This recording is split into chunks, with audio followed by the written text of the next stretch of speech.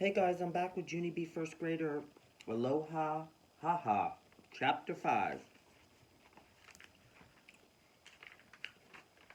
Now remember, at the end of Chapter 4, Junie B was on the plane with the grouchy ladies, and this was the picture she took day one, grouchy ladies, as the caption. Chapter 5 is called Tight Fit. The plane ride took forever and ever. Me and Philip, Johnny, Bob ran out of stuff to play with, and then finally we took a teensy little nap. And when we woke up, at last, we were in Hawaii. And wait till you hear this. As soon as we got off the plane, some Hawaii people gave us flower leis. And that's just plain friendly, I tell you. After Mother and Daddy got our suitcases, we rented a car and we drove to a pretty hotel. A man in a uniform opened the door for us. Aloha, he said real nice. Alohu? I said back. Aloha, said the man. Aloha is the Hawaiian word for hello and goodbye. I smiled. Hey, I like that word of aloha, I said. It sounds like it's laughing, sort of. Aloha-ha-ha. After that, I skipped inside the hotel and my eyes popped right out of my head. Because wowie, wow. It was the most beautiful establishment I ever even saw. It had lots of colorful flowers and tall, skinny palm trees. Plus, outside, there were two different kinds of water. First, there was an ocean with a real actual beach.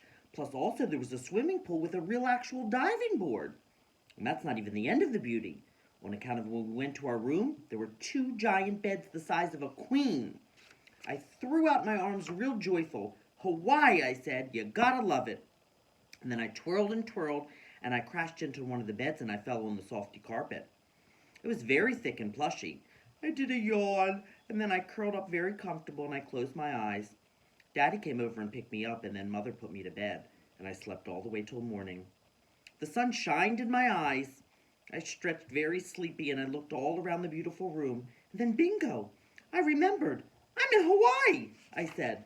I jumped out of my bed, and I jiggled Mother and Daddy awake. Aloha-ha-ha, people! Aloha-ha-ha! I hollered. We're in Hawaii! After that, I ran to the window, and I looked out at all the water. Let's go to the pool, I hollered again.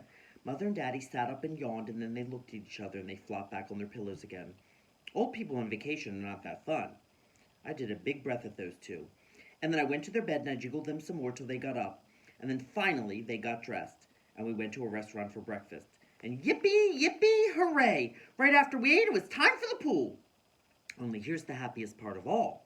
On our way to the pool, we passed a gift shop window, and I saw the cutest swim ring in the whole entire world. Mother, Daddy, look at that swim ring. It looks exactly like a parrot. See it? Isn't it cute, huh? See it? The gift shop lady heard me being gushy. She took the swim ring out of the window and she handed it to me. It's the last one we have, she said. I jumped up and down very urgent. The last one. Can I have it, Mother? Can I have it, Daddy? Please. I said, if you buy me the swim ring, I won't ask for one other thing, not for the whole entire trip. Mother and Daddy looked suspicious at me, because that was a fib, of course. But you don't even need a swim ring, Junie B, said Daddy. You learned how to swim years ago. Exactly, said Mother. Plus, this swim ring is way too small for you, honey. It's meant for children way younger than you are. I jumped up and down some more. But I know I can fit this thing, Mother. I just know I can. I'm thin as a noodle. I folded my hands real begging. Please, can I have it? Please. Daddy ran his fingers through his hair. That's a good sign, usually. And then finally he took my parrot swim ring and he gave the gift lady some money. I hugged him, very happy. Thank you, Daddy. Thank you. You're the nicest daddy in the whole entire world. After that, I skipped to the pool with my parrot swim ring, and I tried to put it on, but it was way too tight to fit. Daddy watched what I was doing. It looks like your mother was right, Junie B, he said. That swim ring is much too small. No, it isn't, Daddy. I know I can fit into this parrot, I said. I'm positive I can. I thought for a second, and then I walked to the edge of the pool, and I dropped my swim ring in the water, and kersplash! I jumped right through the middle. And what do you know? I squeezed right in. I clapped and clapped, real thrilled. See, Mother? See, Daddy? I called. I told you I could fit in this thing. I told you. I took a breath. It's just a little bit tightish around my middle, but I think I can still breathe. Possibly. I pushed away from the edge and I kicked to the other side. Did you see me swim over here, Mother? Are you watching me, Daddy? This parrot is speedy fast. My stomach did a wince. Also, I'm in severe pain, I shouted. After that, I hurried up out of the pool and I rushed to Mother speedy quick. Please get this off of me right exactly now, because this thing is squeezing my insides in half, I said. And so she and Daddy tried to wiggle it off of me, but the parrot didn't budge itself. I sucked in my tummy as skinny as it would go. Then all of us pushed and pulled and yanked and tugged and twisted and stretched. Plus also I jumped up and down. After that I panicked and shouted, I'm stuck in my parrot! I'm stuck in my parrot! 911! I'm stuck in my parrot! Everyone turned to look. Shh, said Daddy. Stop shouting! And then he quick found the earplug and he opened it up. And whoosh! My parrot's air came rushing out. Soon my stomach could breathe again. Ah, better, I said. Thank you, Daddy, thank you. I waited till all the air was out and then I head back to the pool. Mother snapped her fingers at me. Whoa, wait a minute. You can't go in the pool like that, Junie B. We still need to get that swim ring off of you, she said. You stay here and I'll go get my scissors.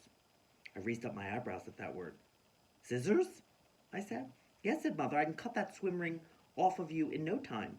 I let that information sink in, and then all of a sudden my eyes got big and wide. No, Mother, no, I shouted. Don't cut my parrot off. Please, please, it doesn't even hurt anymore, I promise. Next to us, a grandpa did a frown. Plus his wife did a frown too. For heaven's sake, what kind of mother would cut a little girl's parrot, said the grandpa. I don't know, Ed, said the grandma, but it sure don't seem right. Mother stood there kind of frozen, and then she and Daddy picked up our pool towels and we moved to different lounge chairs. After that, Mother sat back down again and she said she wouldn't get the scissors. Yay, I said. And then I jumped in the water and I started to paddle. Look, Mother, look, I'm still wearing my parrot and it's not even squeezing my stomach, I shouted. Flatso parrots are perfectly comfortable. I swam underwater to the end of the pool. This parrot is working out beautifully, I called again. The grandma started to clap. Good for you. You showed her, didn't you? She yelled. Mother sat there a minute and then she got up and moved our towels again. I named my parrot Squeezer. Squeezer was a flatso, but he was still fun to play with. We swam and swam the whole entire day, and when it was time to leave, I gave my camera to Mother and I asked her to take our picture for my photojournal album. This will be a picture of my first new friend in Hawaii, I said. I held up Squeezer's flatso head, and both of us said, cheese. Only too bad for me, because just then 2 boys walked by, and they pointed and laughed at Flatso Squeezer. Duh, you're supposed to blow it up, doofus girl, said one of them. The smile went off my face, and Mother snapped the picture. Click, click. Day 2, doofus girl and Squeezer. Why was Junie B not happy at the end of this chapter?